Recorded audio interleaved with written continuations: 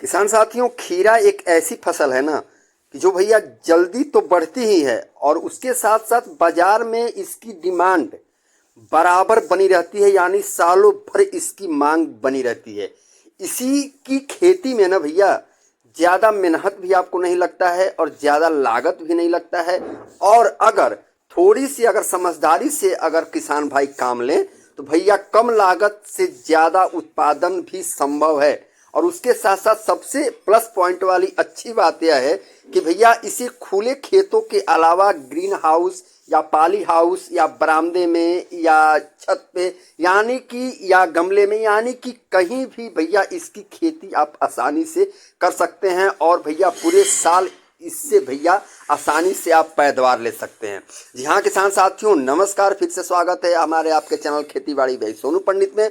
आपका वही छोटा भाई छोटा दोस्त सोनू पंडित आपके अपने चैनल पे बहुत बहुत स्वागत और मोस्ट वेलकम करता है। किसान साथियों, खीरे की भैया इस विधि से जो आपको विधि बताने वाला हूं, आप इस विधि से भैया खीरे की खेती कर दो।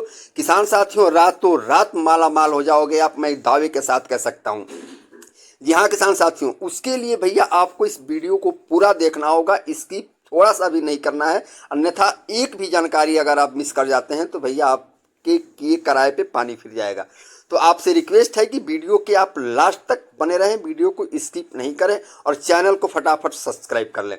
किसान साथियों, अगर आप खीरे की खेती करना चाहते हैं तो भैया सबसे पहले आपको करना क्या है, पहला पॉइंट है कि पहले आपको भैया सबसे पहले आपको अच्छी किस्म यानी बीज की वैरायटी जो है आपको बढ़िया से बढ़िया चूज करनी है।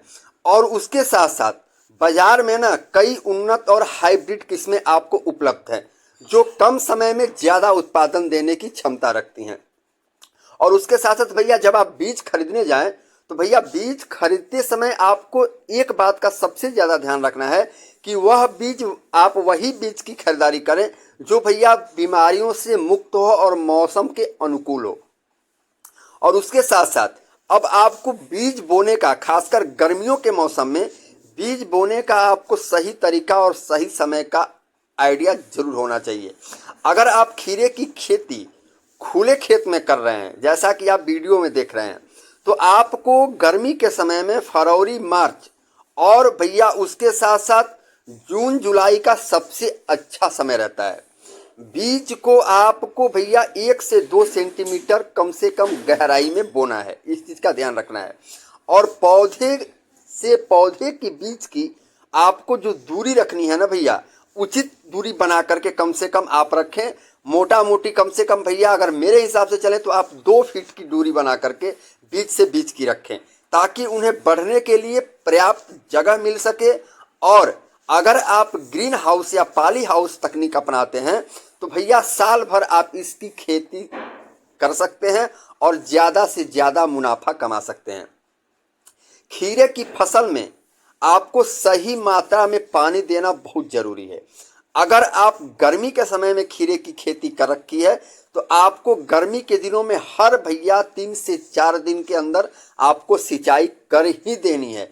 वही अगर जब ठंड की मौसम में आप खेती करते हो तो कम से कम 8 से 9 दिन के अंदर आप इसको एक बार पानी दे दें।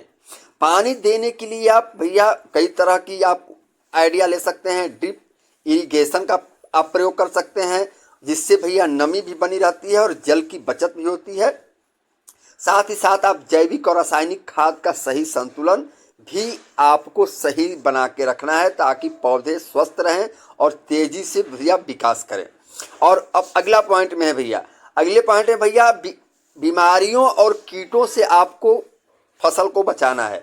अगर खीरे की खेती में सही देखभाल अगर आप नहीं कर पाते हैं ना भैया तो कीट और बीमारी भैया खीरे की फसल को बहुत ज़्यादा नुकसान पहुंचा देते हैं। और उसके साथ साथ जो इसमें पाउडरी मिल्ड्यू और फल मक्खी जो होती है ना, वह भैया इनको सबसे पहले रोकना जरूरी है।